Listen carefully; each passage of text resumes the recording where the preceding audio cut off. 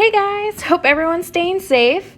We're in the Golden Art Studio making some fun demos for you to get your creative juices going. In this two-part video, I'm going to show you how to make a simple French onion soup bowl. Week 1, we're going to throw a bowl and handles off the hump. Because of COVID-19, you're going to be required to bring your own supplies.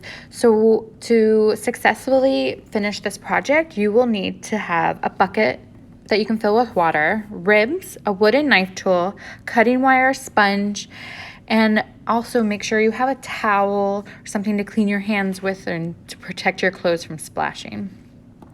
We're going to start with the bowl. So to get started, wedge 1.5 pounds of clay and kind of press it into the bat and suction it to the bat by just running your fingers around the edge. And then with wet hands, we're going to start coning up and down.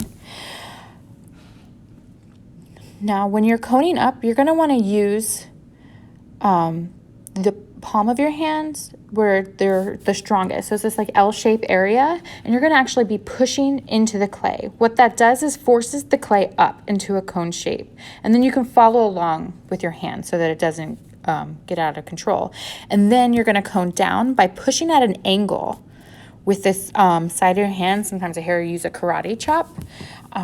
This will make sure the clay is going down in one direction. And you'll see my fingers are holding the back of it. And that's just to make sure I don't lose the clay.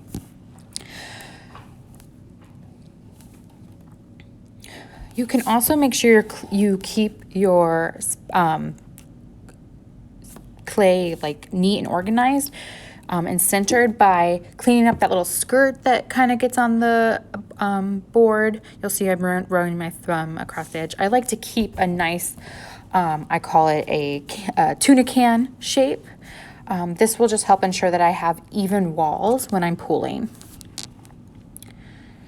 So keep going until you have a nice centered piece of clay. If it's not, and it's a small amount, you can actually take a wet sponge and pushing down and in with equal pressure and holding in place. So you're not moving your hands around. You're just holding it in one place and pushing with equal pressure from both hands until you get your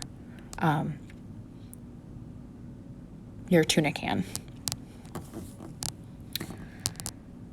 Now we're ready to start opening.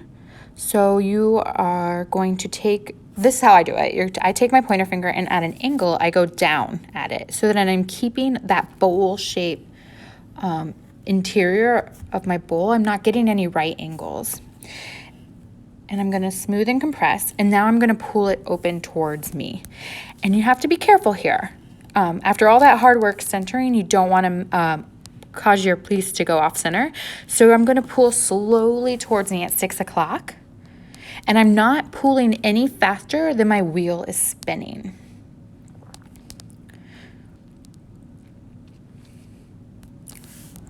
Okay, I only am opening up my bowl to about a 3-inch diameter. And then I'm gonna go ahead and compress. Dry off your sponge, squeeze out some of the water, and then pushing down and inwards and outwards, but making sure I'm pushing down, it's going to compress so that I don't get that ugly S-crack at the bottom. And then I'm gonna add some water to the sides and I'm gonna start pulling up. So when you pull up, it's the same as opening. You're gonna wanna go slower than your wheel is spinning to make sure you don't force your piece to go off center.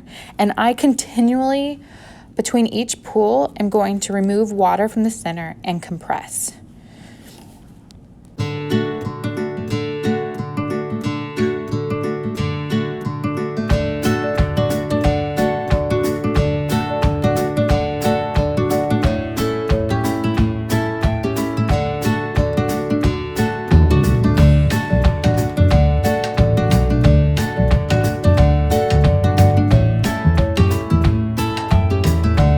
After your last compression, I'm going to take my red rib and I'm going to open my bowl.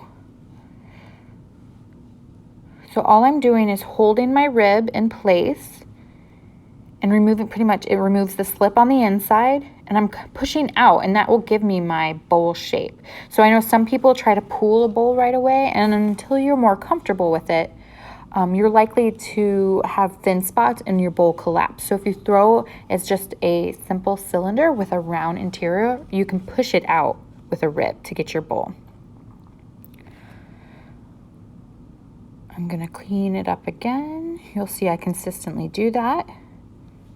And then I'm gonna take the other side of the rib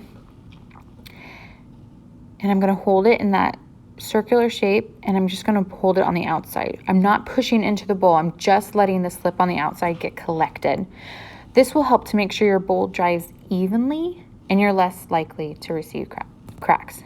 Now I'm going to round out the rim by taking my sponge and holding it as like a hot dog bun and just kind of giving gentle pressure and holding it down because you don't want any sharp edges.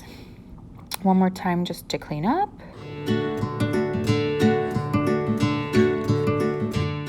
Using my needle tool, I'm going to cut off my bowl from the back. And I'm going to just push that in underneath at the bottom so that I have a space for my cutting wire to go under. Once I've cut it, it's ready to go and be placed in front of a fan.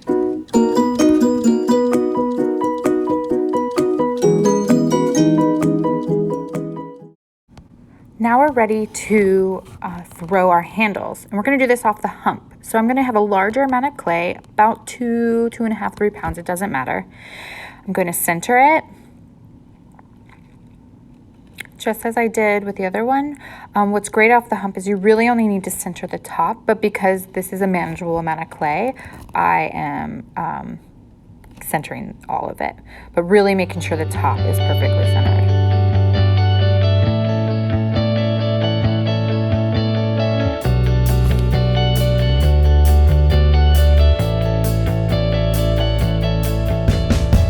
Once your clay is centered, then you're going to take the top, about third amount, and I'm going to re-center that part, kind of get it all together so that it's nice and centered. So if you don't have your entire piece centered, it's okay. As long as this top part gets centered, that's all you need. And then I'm going to kind of go in and like how you collar to bring a cylinder back in. It's almost the same kind of movement, except there's no hole in the center. So I'm taking up this top part because it wasn't perfect. It wasn't centered the way I wanted it to be. So I just am removing it and cleaning it up because that's going to be the outside of my handle, the end of it. And then I'm going to start pinching in near the base and moving up slowly, again, slower than the wheel is spinning. And the reason you want to throw your handles off the hump is so you don't have to keep centering clay over and over. But whenever you're making a handle for an object that you've thrown, or even if you're hand building, it's best to make more than one. That way you can choose, because right now you can't really see where or how it's going to look on your final piece. So if you have more than one, then you can match them up better.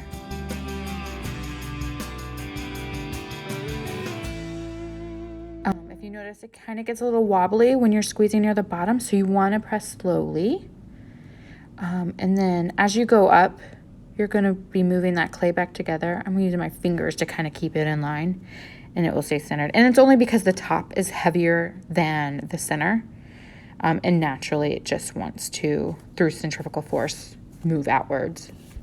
Now I'm taking my rib and I'm just kind of cleaning up the edge and the outside, removing the slip again. I'm using my little red rib.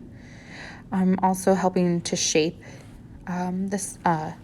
shape it to get more of that handle.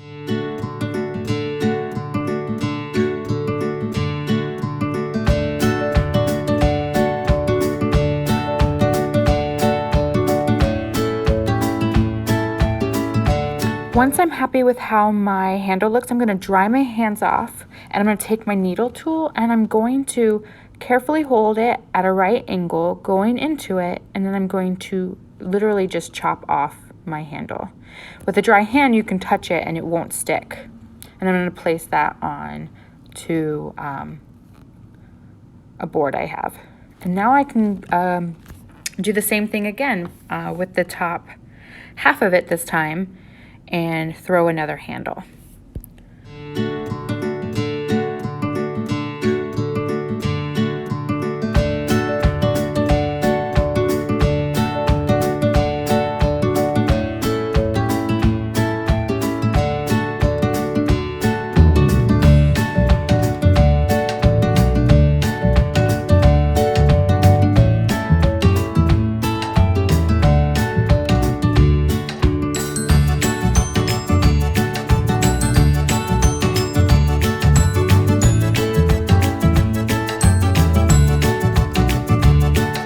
A little suggestion, since this is a French onion soup bowl and they usually come in sets of 4, I would make more than one bowl and make at least more than one handle per number of bowls you've thrown.